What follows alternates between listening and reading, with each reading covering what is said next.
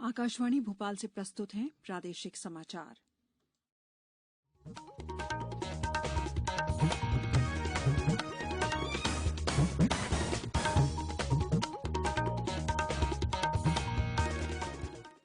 नमस्कार, समाचारों के साथ मैं शेख महजबीन अल्मास।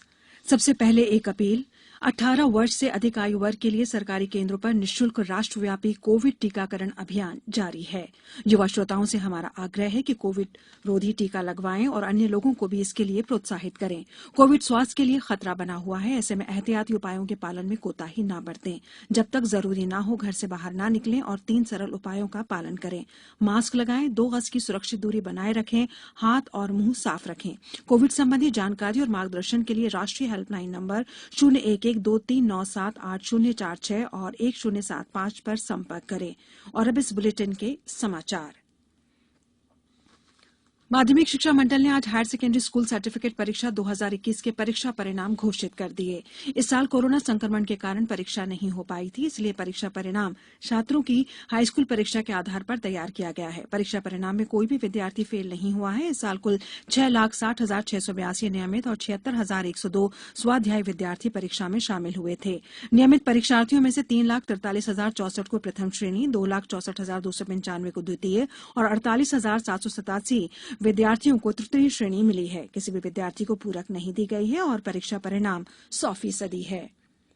राज्य में आज कोरोना संक्रमण के 18 नए मामले आए हैं। इनमें इंदौर में 7 और पन्ना में 4 नए मरीज मिले हैं। मुख्यमंत्री शिवराज सिंह चौहान ने प्रदेशवासियों से एक बार फिर कोरोना संक्रमण से बचाव के लिए गाइडलाइंस का पालन करने की अपील की है। उन्होंने कहा कि थोड़ी सी भी असावधानी से स्थिति बिगड़ सकती है। उन्होंने कहा कि आज मैंने प्रशासन को तुरंत कंटेनमेंट जोन बनाकर कॉन्टैक्ट ट्रेसिंग परिस्थिति को नियंत्रित करने के निर्देश दिए हैं। मुख्यमंत्री ने लोगों से कहा कि मास्क लगाते रहें, आपस में दूरी बनाए रखें और हाथ धोते रहें। आज 11वां अंतर्राष्ट्रीय बाघ दिवस मनाया जा रहा है। इसका मुख्य उद्देश्य बाघों के प्राकृतिक आवासों की रक्षा के लिए वैश्विक प्रणाली को बढ़ावा देना और बाघ संरक्षण के लिए लोगों को जागरूक करना तथा सहयोग बढ़ाना है। सबसे ज्यादा बाघ होने के कारण मध्य प्रदेश को टाइगर स्टेट का दर्जा प्राप्त है। मुख्यमंत्री शिवराज सिंह ने इस अवसर पर सतपुड़ा फील्ड गाइड पुस्तक का विमोचन किया। इस पुस्तक से सफारी गाइड्स और नेचुरलिस्ट को वाइल्ड लाइफ को समझाने में मदद मिलेगी। इस समय देश भर में 20 राज्यों में कुल 51 बाघ अभयारण्य हैं। 2018-19 की गणना के अनुसार भारत में 2,967 बाघ हैं। दुनिया में कुल बाघों की संख्या का 80% भारत में है।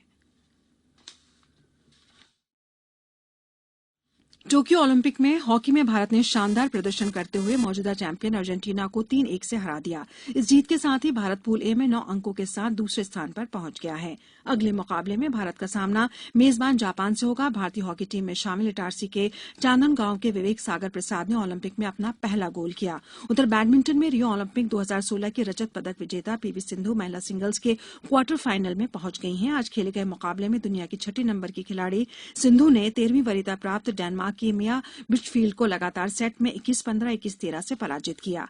तीरंदाजी में पुरुषों की व्यक्तिगत स्पर्धा में अतनु दास क्वार्टर फाइनल में पहुंच गए हैं। प्री क्वार्टर फाइनल में अतनु दास ने कोरिया के जिनहेक ओह को 6-5 से पराजित किया। मुक्केबाजी में पुरुषों के सुपर हैवीवेट मुकाबले में सतीश कुमार भी क्वार्टर फाइनल में पहुंच गए हैं। आज खेले गए प्री क्वार्टर फाइनल में उन्होंने जमैका के रिकॉर्ड ब्राउन को 4-1 से हराकर क्वार्टर फाइनल में जगह बनाई।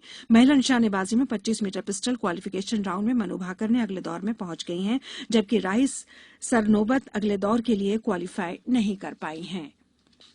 अब कुछ समाचार संक्षेप में। शिवपुरी जिले में प्रधानमंत्री फसल बीमा योजना के तहत किसान अधिसूचित खरीफ फसलों का बीमा 31 जुलाई करा सकते हैं। बैतूल में संयुक्त मोर्चा के आह्वान पर आज अपनी 4 सूत्रीय मांगों को लेकर 20 से अधिक संगठनों ने अधिकारी कर्मचारी सामूहिक अवकाश पर रहेंगे। पश्चिम मध्य रेलवे ने यात्रियों की सुविधाओं के लिए स्टेशनों के प्लेटफॉर्म पर coach guidance system bogie display board लगाए हैं।